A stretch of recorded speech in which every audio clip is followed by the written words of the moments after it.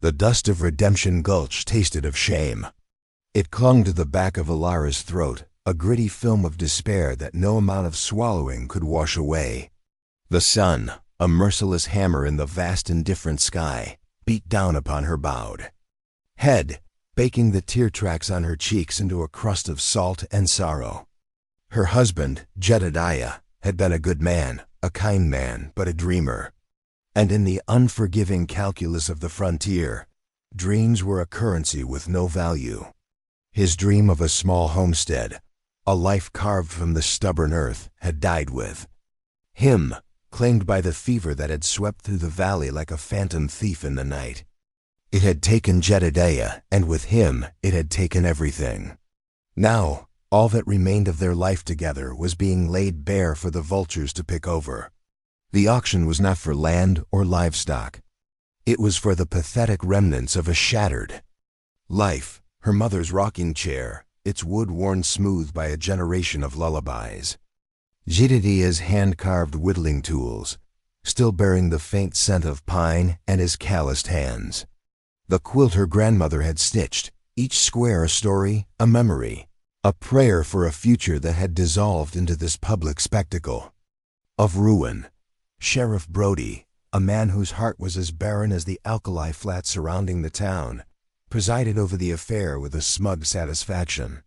He was the one who held the debt, a debt Jedediah had taken on in a desperate gamble to buy seed for one last planting, a gamble that had failed. Next up, Brody's voice boomed, slicing through the thick, humid air, one slightly used wedding dress. A bit of lace, a few pearls. What am I bid for the memory of a happy day? A wave of cruel laughter rippled through the assembled crowd. Alara squeezed her eyes shut, a fresh wave of nausea rolling through her. The dress. The one beautiful thing she had ever owned. Jedediah had saved for a year to buy it for her, his eyes shining with a love so fierce it had felt like its own son. Now it was being held aloft, a symbol of her failure, her destitution. Her hands, raw and chapped from work, clenched into fists at her sides. She could feel the eyes of the townswomen on her, a mixture of pity and contempt. They saw her not as a widow in mourning, but as a cautionary tale, a fool who had hitched her wagon to a dreamer's star. 5 cents, someone jeered. Enough to buy a new rope for the next fool who tries to farm that cursed land. More laughter. The sound was a physical blow, knocking the air from her lungs. She swayed on her feet, the world tilting on its axis. Her stomach, empty for 2 days, cramped violently. A blackness crept at the edges of her vision. She was going to faint. Here, in the middle of the street, under the gloating eyes of the entire town. Her final humiliation. She pressed a hand to her belly, a gesture of pure, instinctual protection, though there was nothing left to protect. The fever had taken that too. A tiny, nascent life, a secret joy she and Jedediah had shared for only a few precious weeks, had been washed away in a tide of blood and grief just days after his passing. No one knew. It was a private agony in a world that feasted on public pain. Do I hear $1? Brody taunted, his gaze locking onto Alara's. Surely a woman's dignity is worth at least $1. The silence that followed was more damning than the laughter. It was a void, an abyss of indifference. She was worthless. Less than worthless, a burden. A ghost already haunting the edges of their prosperous, God-fearing lives. She felt a single, hot tear escape her tightly shut eyelid and trace a path through the grime on her cheek. A prayer, desperate and silent, formed in the ruins of her heart. God, if you are there, please, let this end. Let me disappear. And then, a voice. It was not loud, but it cut through the silence like a shard of obsidian. I'll take her. The words hung in the air, stark and unbelievable. The crowd stirred, murmuring, turning as one to find the source. Alara's eyes fluttered open. Standing at the edge of the crowd, half hidden in the long shadow of the blacksmith's shop, was a Man she knew only by reputation. Elias Thorne, the rancher from the high country, the one they called Mad Elias. He was a figure of myth and speculation, a man who kept to himself on a sprawling, isolated ranch that bordered the wild, untamed lands of the natives. He was tall and broad-shouldered, dressed in practical, worn leather, his face a landscape of scars. One ran from his temple down his cheek, pulling at the corner of his eye, giving him a permanent look of grim intensity. They said he'd gotten it fighting a mountain lion. Others whispered it was from the war, a bayonet wound that had carved away his capacity for human feeling. His eyes, the color of a stormy sky, were fixed not on Sheriff Brody, but on her. Brody blinked, momentarily nonplussed. Take her? This is an auction for goods, Thorne, not people. The girl ain't for sale, he smirked. Not yet, anyway. Elias took a step forward, and the crowd instinctively parted for him, like sheep before a wolf. He moved with a quiet, deliberate grace that was unnerving. He didn't seem to notice the stares, the whispers, the fear he inspired. His focus was absolute. You hold the debt on her husband's land, Elias stated, his voice a low rumble. It wasn't a question. I do, Brody confirmed, puffing out his chest. $50. Due and payable. And these things, Elias gestured dismissively at the pathetic pile of Alara's life, are meant to settle it. That's the law, Brody said, his hand moving to rest on the butt of his pistol. Elias reached into a pouch at his belt and pulled out a small, heavy leather sack. He tossed it onto the dusty ground at Brody's feet. It landed with a solid, definitive clink of coins. There's $100 there, Elias said, his voice flat, devoid of emotion. That covers the debt, and it buys your silence. He took another step, his shadow falling over Ilara. She could feel the heat radiating from him, smell the scent of pine, leather, and something else, something wild and lonely, like the wind that swept down from his mountain.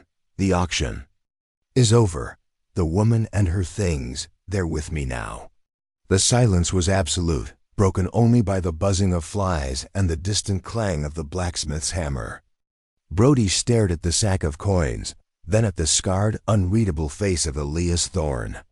Greed warred with his instinct for cruelty, and for once, greed won. He bent down slowly and snatched up the sack, his eyes gleaming. The debt is paid, he declared to the stunned onlookers. The property of the deceased Jedediah Miller is hereby released. He shot a venomous look at Alara. You're a lucky woman. Though I can't imagine what he wants with a barren, broke widow. The insult was meant to be the final twist of the knife, but it barely registered. Ilara was trapped in the intensity of Elias Thorne's gaze. He looked at her, truly looked at her, and for the first time in weeks, she didn't feel like an object of pity or scorn. She felt seen. He saw the brokenness, the grief, the raw, gaping wound of her soul, and he did not look away. He extended a hand to her. It was large, calloused, and scarred like his face. It was not a hand that offered pity. It was a hand that offered an anchor, a choice. Stay here and be devoured by the whispers and the shame, or take this hand and step into an unknown, perhaps more dangerous wilderness. Her own hand, trembling, rose to meet his. The moment her fingers touched his palm, a jolt went through her. A current of warmth against the cold dread that had become her constant companion. His grip was firm, steady. He did not pull her, but waited for her to find her own footing. And as she stood, leaning on his strength, the whispers of the crowd faded into a dull, meaningless hum. The sun no longer felt like a hammer, but like a distant, impartial witness. He had not saved her. He had simply opened a gate. And with a courage she didn't know she possessed, she walked through it, leaving the dust and the shame of Redemption Gulch behind her. The journey to his ranch was a silent one. Elias loaded her few redeemed possessions, the rocking chair, the tools, the quilt onto the back of his sturdy wagon with an economy of movement that spoke of a life lived without wasted effort. He helped her onto the wagon seat, his touch, brief and impersonal, yet she felt the ghost of it on her elbow for miles. The town receded behind them, a collection of judgmental rectangles shrinking in the vast expanse of the plains. They climbed steadily, leaving the flat, sun-baked valley for the cooler, pine-scented air of the high country. The road was little more than a pair of ruts carved into the earth, winding through aspen groves and across rushing, clear-water creeks. The world grew wilder, more beautiful, and more intimidating with every turn of the wagon wheels. Elara sat, ramrod straight, her hands clasped tightly in her lap, her heart a frantic drum against her ribs. What had she done? She had placed her life, what little was left of it, into the hands of a man they called mad. A man who lived in self-imposed exile, his face a testament to some past violence. She stole a glance at him. He was focused on the horses, his jaw set, his scarred profile stark against the deepening blue of the sky. He hadn't spoken a single word since his shocking declaration at the auction. The silence was a heavy blanket, thick with unspoken questions. Why? Why had he done it? What did he want from her? The town's crude insinuations echoed in her mind, and a cold fear trickled down her spine. Was she to be his servant? His concubine? A replacement for a wife he had lost? The possibilities were all terrifying. As dusk began to bleed purple and orange across the horizon, they finally arrived. The ranch was nestled in a high mountain meadow, a pocket of impossible green surrounded by a fortress of granite peaks. A simple, sturdy log cabin stood in the center, smoke curling from its stone chimney. A large barn, a corral, and several outbuildings stood nearby, all built with the same rugged, practical craftsmanship. It was not a place of warmth or welcome, but of stark, unadorned survival. It was a reflection of the man himself. Elias brought the wagon to a halt and jumped down. "We're here," he said, the words sounding rusty, as if he were unaccustomed to using them. He came around to her side and simply stood there, waiting. She understood. He would not lift her down like a fragile doll. She was expected to stand on her own 2 feet. She gathered her worn skirts and climbed down, her legs stiff from the long ride. The air was thin and cold, carrying the scent of pine needles and damp earth. The silence here was different from the silence in the wagon. It was not heavy, but vast and alive. It was the silence of the mountains, ancient and profound, punctuated by the sigh of the wind through the pines and the distant call of a hawk. "The cabin has 2 rooms," Elias said, gesturing with his head. "The main room and a small one. In the back, you can take the back room." He paused, his gaze sweeping over her face, his expression unreadable. "You are not a prisoner here, Elara. You are a guest. You are free to leave whenever you wish. The road back to town is easy to follow." The words were a small, unexpected mercy. He was giving her an out. But where would she go? Back to the scorn of Redemption Gulch? Back to starvation and shame? She had no money, no family, no prospects. This wild, lonely place was her only sanctuary, however precarious. I have nowhere to go," she whispered, the words barely audible. He gave a single sharp nod, as if he had expected this. "There is food inside. I'll see to the horses." He turned and led the team toward the barn, leaving her alone in the growing twilight. She stood for a long moment, a small, lost figure in the immense landscape, before gathering her courage and pushing open the heavy wooden door of the cabin. The inside was as stark as the outside. It was meticulously clean, but utterly devoid of comfort. A rough-hewn table and 2 chairs stood in the center of the main room. A stone fireplace dominated one wall, a bedroll laid out neatly on the floor beside it. Shelves held tins of food, sacks of flour, and a few well-worn books. It was the home of a man who needed nothing more than shelter and sustenance. She found the back room. It was tiny, containing only a narrow cot with a thin mattress and a single small window that looked out at the towering peaks. It was a cell, but it was also a haven. It was hers. She found a pot of stew simmering over the fire and a loaf of dark, heavy bread on the table. Her hunger was a sharp physical pain, and she ate ravenously, not caring that the stew was plain, made of salted meat and root vegetables. It was the first real meal she'd had in a week, and it felt like a sacrament. When Elias entered the cabin, he moved with the same quietness she had seen in town. He didn't startle her. He simply filled the space. He served himself a portion of the stew and sat at the opposite end of the table, eating in silence. The only sounds were the scrape of their spoons against the wooden bowls and the crackle of the fire. The silence should have been awkward, but it wasn't. It was functional. They were two wounded animals sharing a den, each respecting the other's space, the other's pain. She looked at his hands as he ate. They were clean, the nails trimmed, but crisscrossed with a web of old scars and new cuts. They were the hands of a man who worked, and worked hard. She thought of Jedediah's hands, softer, more suited to carving delicate birds from wood than to taming this harsh land. A pang of grief, sharp and sudden, pierced her heart. She pushed her bowl away, her appetite gone. Elias noticed. He stopped eating, his stormy eyes resting on her. "The grief is a weight," he said, his voice low. "You don't have to carry it alone. The mountain will take some of it if you let it." It was the most he had said to her, and the unexpected poetry of it caught her off guard. She looked up, meeting his gaze, and saw something flicker in their depths. Not pity, empathy. He knew. He knew this kind of pain, this hollowing out of the soul. "How?" she asked, her voice trembling. "How do you make it stop hurting?" He was silent for a long moment, his gaze drifting to the fire. "You don't," he said finally. "You just make room for it.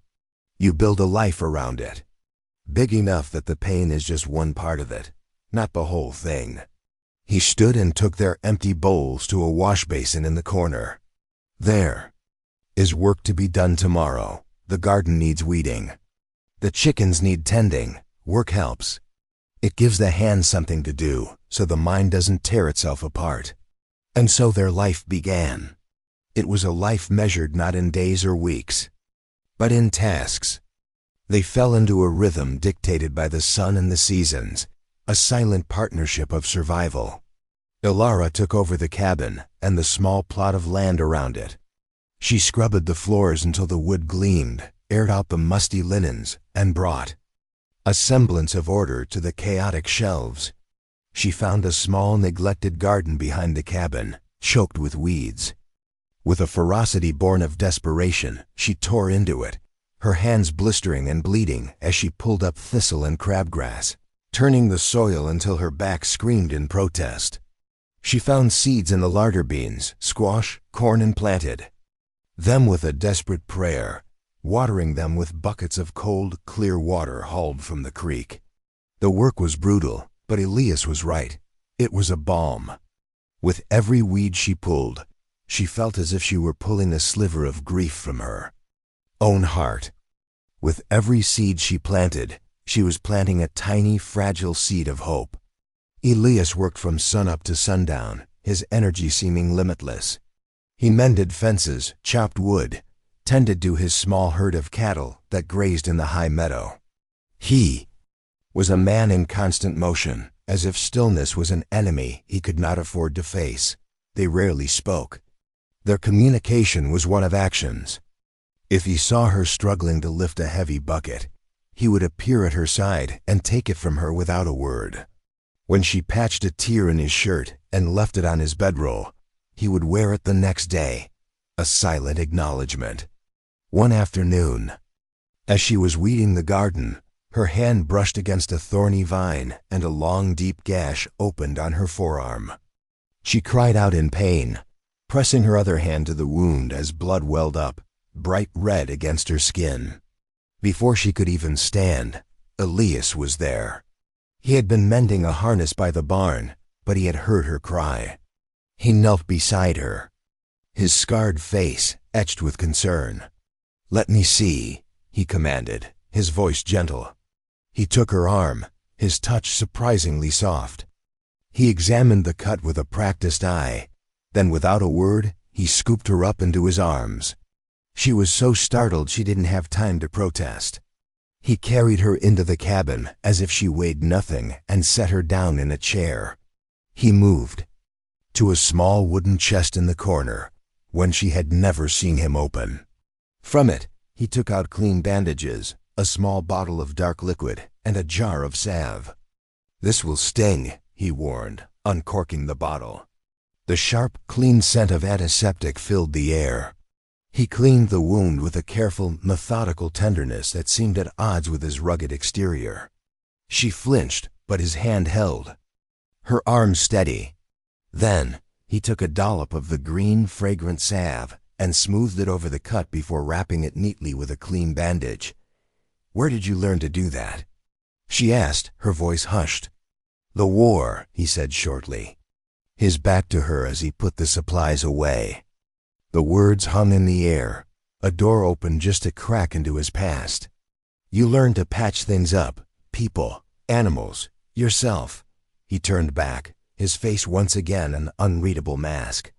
"Be more careful. The earth here has claws." The small act of kindness, of care, was a crack in the wall she had built around her heart. That night she couldn't sleep. The silence of the cabin felt different, charged with a new awareness. She thought of the way he had carried her, the gentle way he had tended to her wound. She rose from her cot and went into the main room. He was not on his bedroll. The door was slightly ajar, and a sliver of moonlight cut across the floor. She crept to the door and peered out. He was standing at the edge of the meadow, a dark silhouette against the star-dusted canvas of the sky.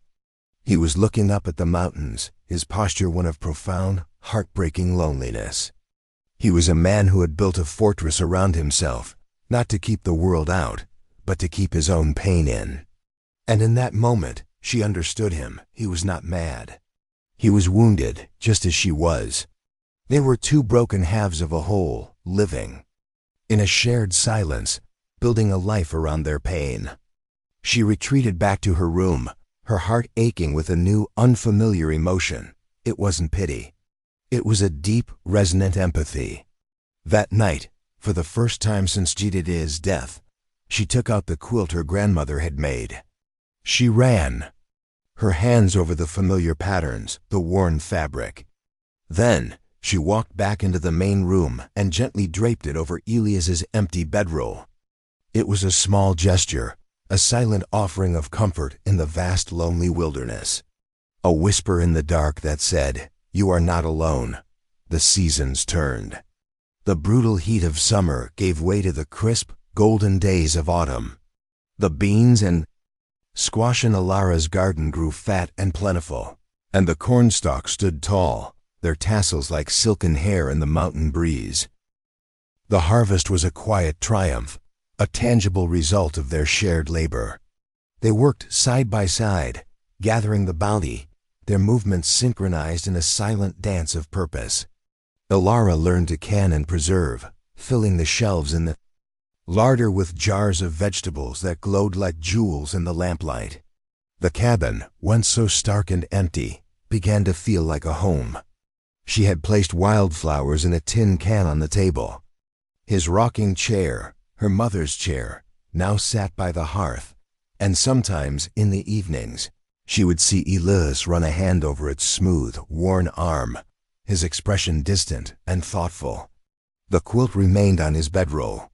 He never mentioned it, but every morning when she rose, she would see it folded neatly at the foot of his sleeping space, a silent acknowledgement of her offering.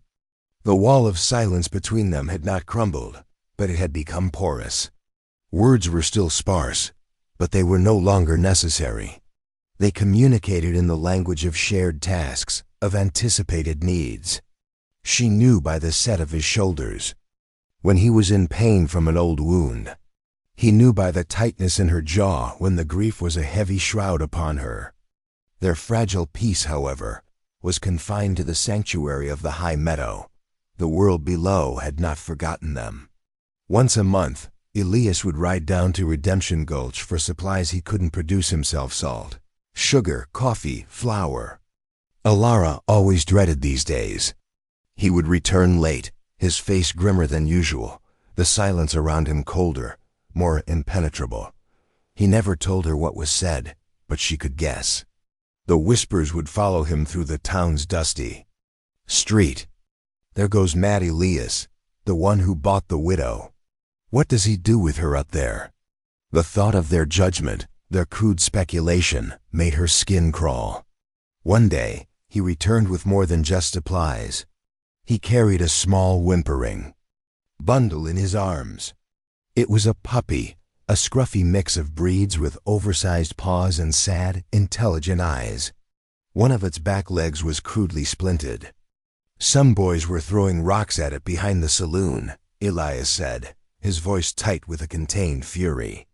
Its leg is broken. He knelt by the fire and gently examined the pup, his large, scarred hands moving with an incredible gentleness. Alara brought him a bowl of water and a scrap of leftover meat. The puppy, shivering with fear and pain, lapped greedily at the water. "He's starving," she whispered, her heart aching for the small, abused creature. They cared for the dog. Together, Alara named him Shadow for the way he followed them everywhere, a small, limping shadow of devotion. The pup seemed to sense that these two quiet, wounded humans were his kin. He would lie by the hearth, his head resting on Elias's boot, while Elias read one of his worn books. He would follow Elora to the garden, sitting patiently in the dirt as she worked. His presence filled the cabin with a new kind of life, a simple, uncomplicated affection that began to bridge the remaining distance between them. One evening, as a storm raged outside, rattling the windows and shaking the very foundations of the cabin, Shadow, frightened by a particularly loud clap of thunder, began to whine and cry. Alara, sitting in the rocking chair, mending a shirt, tried to comfort him, but he was inconsolable. Elias, who had been staring into the fire, rose and came over. He didn't speak. He simply sat on the floor beside her chair, pulled the whimpering puppy into his lap, and began to stroke its soft fur, his low, rumbling voice murmuring nonsense words of comfort. The storm howled, but inside the cabin, a profound stillness settled. Alara stopped her mending, her hands resting in her lap. She watched the firelight play over Elias's scarred face, softening its harsh lines, revealing the deep well of gentleness he kept so carefully hidden. He was not looking at her, but she felt his awareness of her, a palpable connection in the warm, firelit space. In that moment, the last of her fear of him dissolved, replaced by a feeling so powerful, so overwhelming, it stole her breath. It was a complex tapestry of gratitude, respect, and a deep, aching tenderness. It was the beginning of love. The first snows of winter came early, blanketing the high meadow in a thick, silent shroud of white. The world shrank to the confines of the cabin, the barn, and the path between them.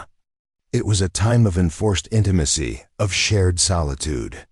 The isolation that would have driven others mad was for them a crucible. It burned away the last of their pretenses, leaving only the raw, honest truth of who they were. The whispers from the town finally found their way up the mountain. A lone rider, a trapper named Silas who sometimes traded furs with Elias, brought the news.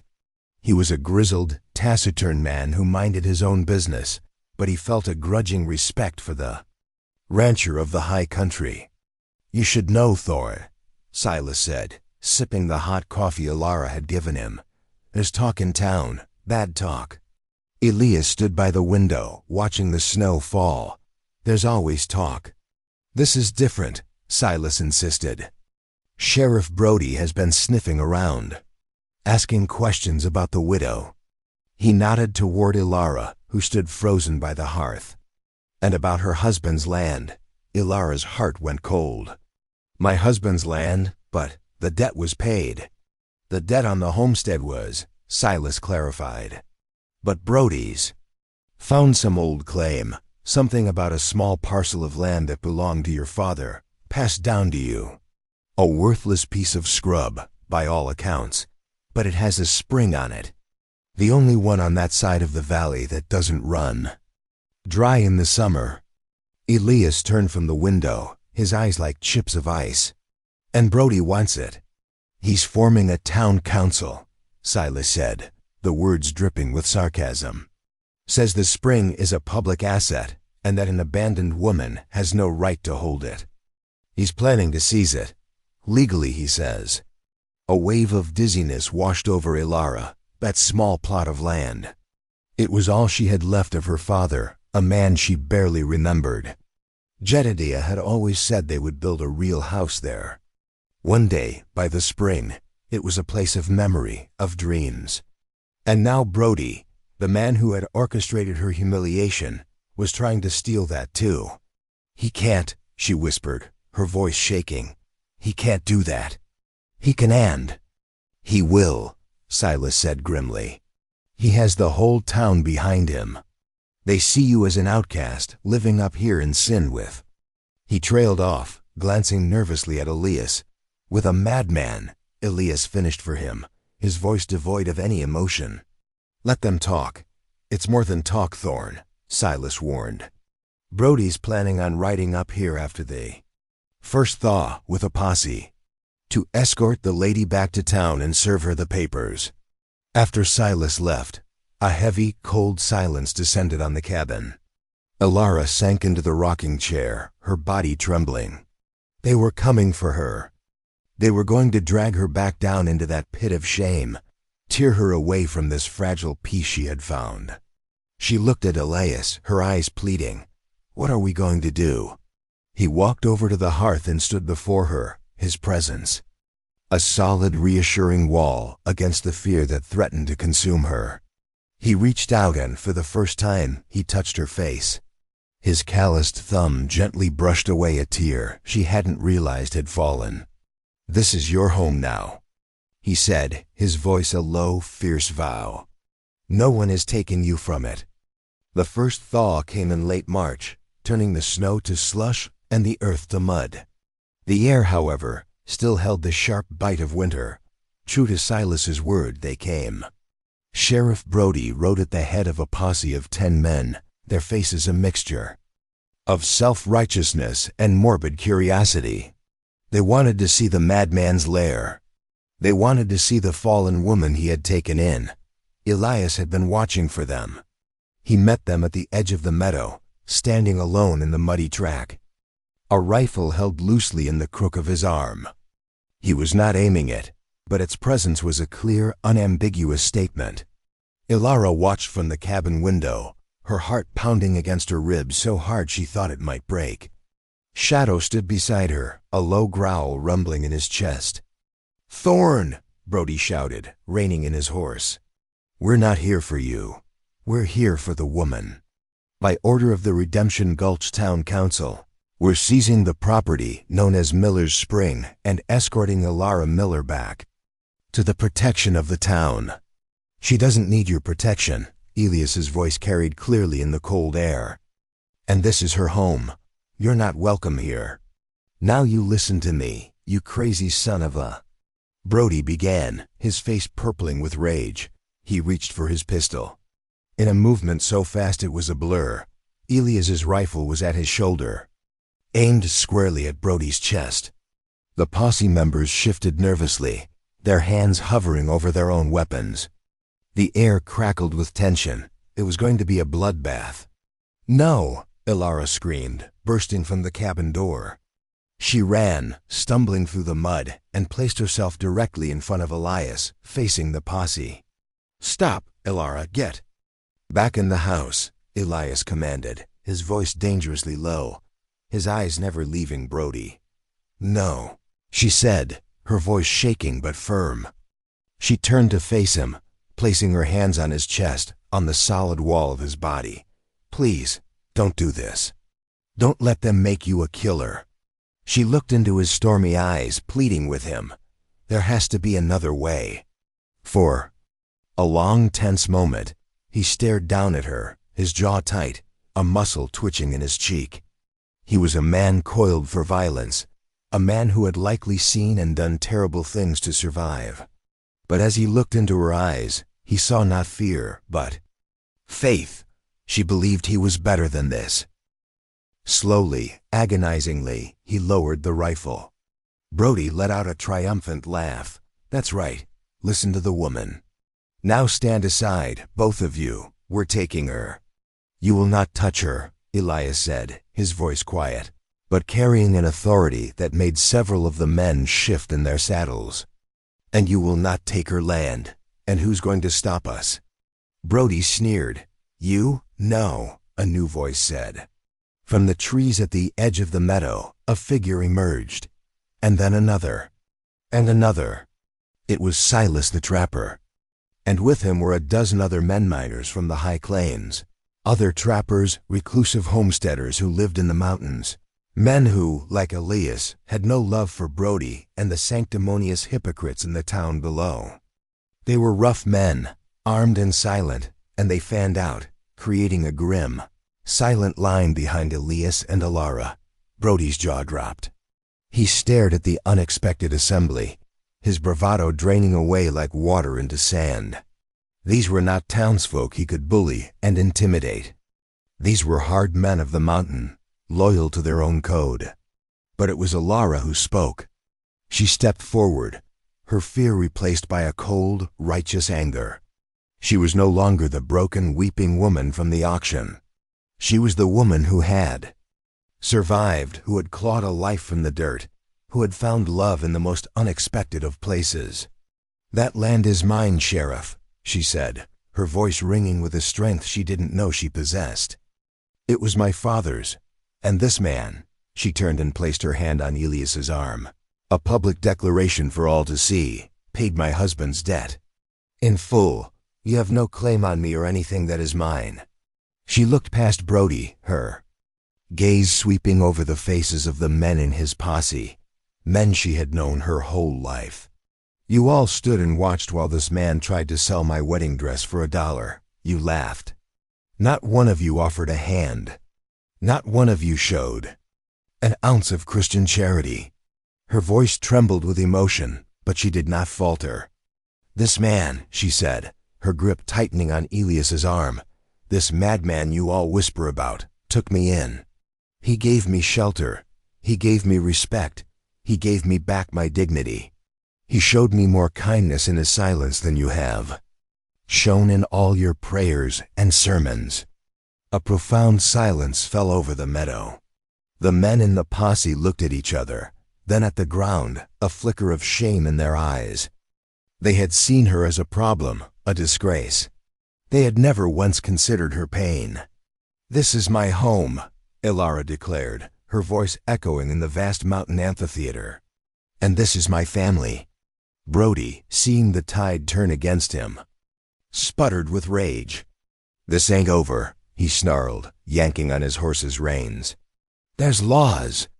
"The law is not on your side today, Sheriff," Silas said, his rifle held casually but purposefully.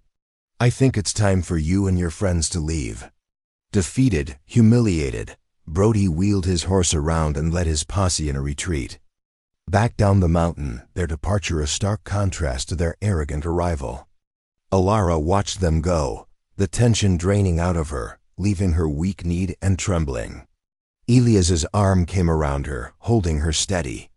The mountain men began to quietly disperse, melting back into the trees with nods of respect. Silas was the last to leave. "You did good, widow," he said, a rare smile cracking his weathered face. "You did real good." He looked at Elias. "You picked a strong one, Thorn." When they were finally alone, Alara leaned her head against Elias's chest, the sound of his steady heartbeat, a comforting drum in her ear. He held her, his hand stroking her hair. The sun broke through the clouds, flooding the meadow with a pale, watery light. "You called me your family," he said, his voice a low rumble against her ear. She looked up at him, her eyes shining with unshed tears. "You are," she whispered. "You are." He lowered his head, and his lips met hers. It was not a kiss of passion, but of homecoming. It was gentle, hesitant, and filled with all the unspoken words, all the shared pain, and all the quiet joy of the past year. It was the taste of wood smoke, pine, and redemption. It was the sealing of a covenant made not before a preacher, but before the ancient, silent witness of the mountains. They were married a week later, not in a church, but in the meadow, under the vast open sky. Silas stood as their witness, along with a handful of the other mountain folk. Ilara wore a simple dress she had sewn herself, and in her hair she wore a crown of the first spring wildflowers. Elias, in a clean shirt, his scarred face softened by a small, rare smile, looked at her as if she were the most beautiful thing he had ever seen. He had carved her a ring from the wood of a lightning-scarred pine tree that stood on the highest ridge of his land. It was simple, imperfect, and more precious to her than all the diamonds in the world. As he slipped it onto her finger, he spoke the only vow that mattered. "I will stand by you," he said, his voice thick with emotion, "against any storm, for all my days." "And I with you," she replied, her voice clear and strong. Their home, once a place of stark survival, became a place of warmth and laughter. The silence was no longer a shield for pain, but a comfortable quiet, filled with the easy companionship of two souls who understood each other completely. Shadow, his leg now fully healed, was their constant, joyful companion. The cabin was filled with the scent of baking bread, the sound of Elias's low voice as he read to her by the fire in the evenings, and the quiet, steady rhythm of a life built on a foundation of mutual respect and a love that had been forged in the crucible of sorrow. The town of Redemption Gulch left them alone. The story of their stand against Brody had become a local legend, transforming them from outcasts into symbols of defiance and strength. People began to speak of Elias Thorne not with fear, but with a grudging admiration. They spoke of the widow he had taken in not with pity, but with respect. They had been judged and found wanting, but in the end, they had judged their judges and found them hollow. One cool summer evening, years later, Ilara and Elias sat on the porch of their cabin, watching the sun set behind the granite peaks, painting the sky in hues of fire and rose. The meadow was lush and green, their cattle grazed peacefully, and from inside the cabin came the sound of a child's happy babble. A son, with his father's stormy eyes and his mother's resilient heart. They sat in their comfortable silence, her hand resting in his, the carved wooden ring worn smooth against her skin. They had taken 2 broken lives and, with patience, courage, and a stubborn refusal to surrender, they had built something whole, something beautiful, something true. They had found their redemption not in a town of that name, but in the wilderness of each other's hearts. He turned to her, his scarred face illuminated by the soft alpenglow, and the love in his eyes was a physical thing, a warmth that enveloped her completely. They called him mad for what he did, the people in the valley would sometimes say, their voices hushed with a new kind of wonder as they looked toward the high country. They called him a fool for taking in a broken woman. But as Ilara looked at the man beside her, at the home they had built and the family they had created from the ashes of their pasts, she knew the truth. They were broken, and now they were whole. And this was what love felt like.